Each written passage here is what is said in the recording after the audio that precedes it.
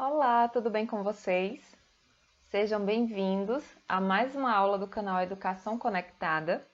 Sou a professora Thais e a nossa aula hoje é de língua portuguesa. Daremos continuidade ao estudo sobre o gênero textual fábula. E para iniciarmos esta aula, iremos ouvir agora o nosso momento de leitura deleite. Espero que gostem.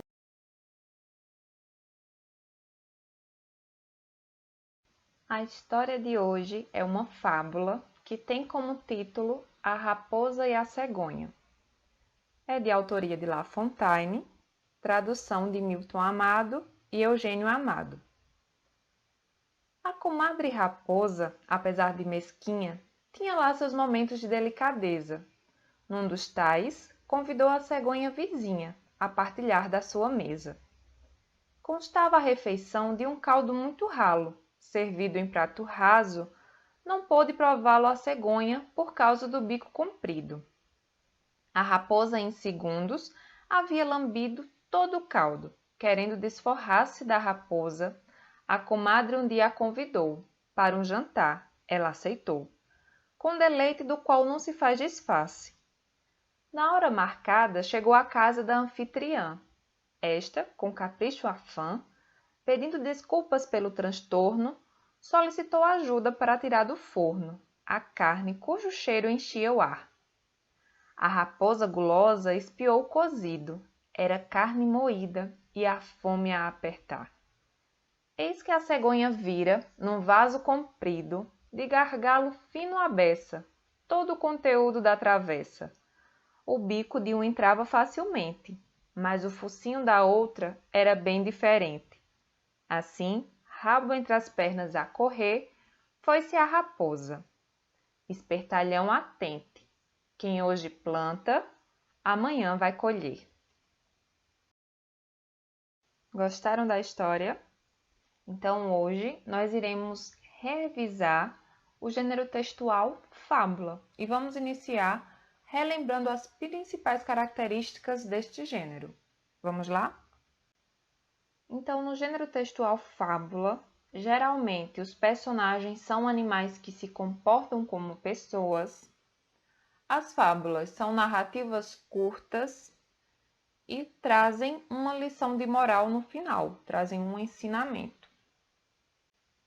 As temáticas são variadas e ligadas às características que os animais representam. Por exemplo, o leão representa a força, a coruja representa a sabedoria, a raposa representa a astúcia, a esperteza, e assim cada animal vai trazer uma característica que representa um determinado comportamento nosso, uma característica humana.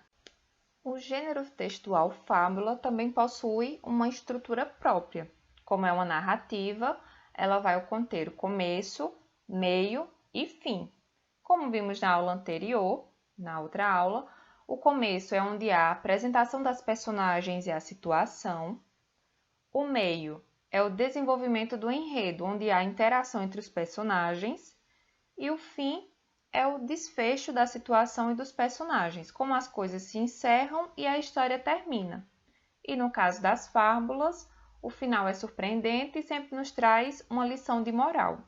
Outro detalhe, o título vai estar sempre presente e costuma ser o nome dos animais que são personagens.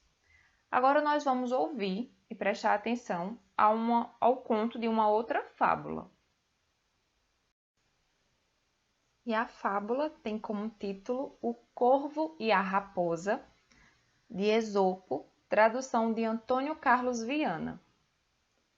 Um corvo roubou um pedaço de queijo e foi para o alto de uma árvore. Uma raposa logo quis se apossar do queijo. Chegou perto e começou a elogiar o corvo, dizendo que ele tinha uma bela voz. Ouvindo os elogios, o corvo quis mostrar sua bela voz. Abriu o bico para cantar e o queijo caiu. A raposa apanhou e foi embora rindo. Moral: cuidado com quem muito elogia. Como vocês podem ver, o texto está destacado com cores diferentes. Então, aqui no início, logo na primeira linha que está de preto, nós temos o título, o corvo e a raposa. São os dois animais que são personagens da história que lemos. No primeiro parágrafo, que está grifado de vermelho, que está destacado de vermelho, a apresentação dos personagens, o corvo e a raposa, e também a apresentação de uma situação. Um corvo que roubou um pedaço de queijo e foi para o alto de uma árvore, e a raposa que queria tomar o queijo do corvo. No segundo parágrafo, que está destacado na cor azul, nós vemos a interação que há entre os personagens. A raposa, que começa a elogiar o corvo, dizendo que ele tinha uma bela voz. No terceiro parágrafo, nós temos o desfecho, o final da história. O corvo envaidecido com os elogios, vai cantar, deixa o queijo cair e a raposa consegue pegar o seu queijo. E no finalzinho tem a moral, que é a lição. Cuidado com quem muito elogia.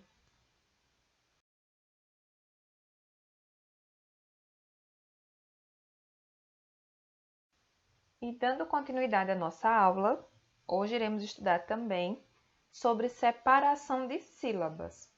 Nós sabemos que as palavras são formadas pelo conjunto de vários pedacinhos que chamamos de sílabas.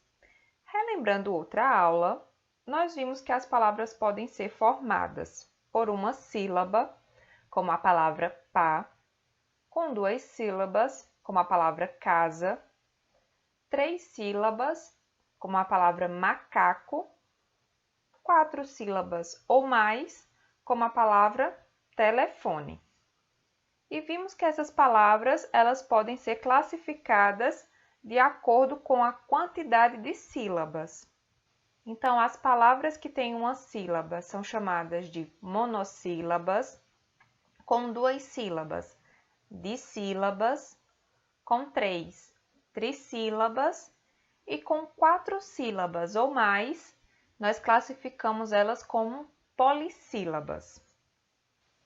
Mas por que nós aprendemos a separar as palavras em sílabas? Um dos motivos é que quando estamos escrevendo no caderno, às vezes as palavras não cabem na mesma linha. Então, precisamos separar as sílabas da última palavra da linha e escrever na linha seguinte. Como aqui nós temos um exemplo. Por isso, nós precisamos pensar em como é possível separar as sílabas das palavras. Vejam outro exemplo. Uma aluna copiou no caderno um trecho de uma história. É o trecho da história A Grande Ideia, de Mari França e Eliardo França. Lá estavam abelhas e zangões, um casal de serelepes, outro de caracóis, o coelho e a coelha, o pato e a pata, o sapo e a sapa. Isto sem falar naqueles que tinham chegado antes. Observem a maneira como ela separou as sílabas de algumas palavras. A palavra zangões, como não deu para completar na linha, ela colocou a primeira sílaba, aí separa colocando um hífen, esse tracinho, e continua na linha seguinte.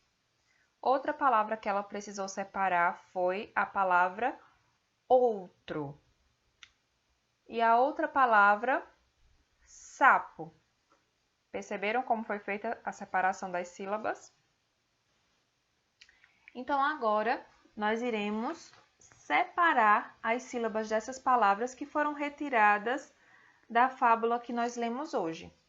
A palavra corvo, raposa, bela e apossar.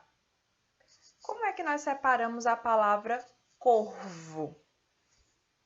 Quantas sílabas tem nessa palavra? Tem a sílaba cor, vó. Tem duas sílabas. A outra palavra, raposa. Raposa tem três sílabas. Raposa. Raposa. A outra palavra, bela. Quantas sílabas tem a palavra bela?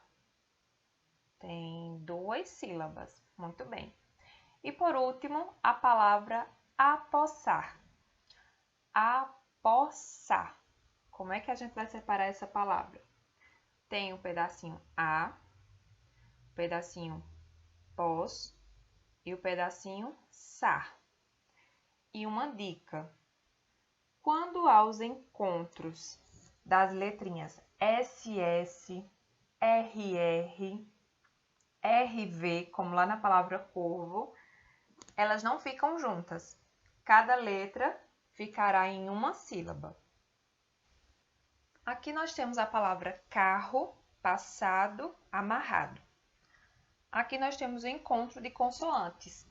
Temos RR e SS. E como é que a gente vai separar essas palavras? Então, a palavra carro tem 2 sílabas, mas uma letrinha R vai ficar em uma sílaba e a outra no outro pedacinho.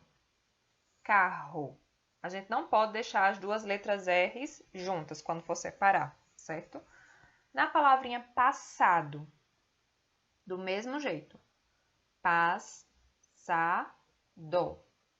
Separa a letra S, coloca uma numa sílaba e outra noutra.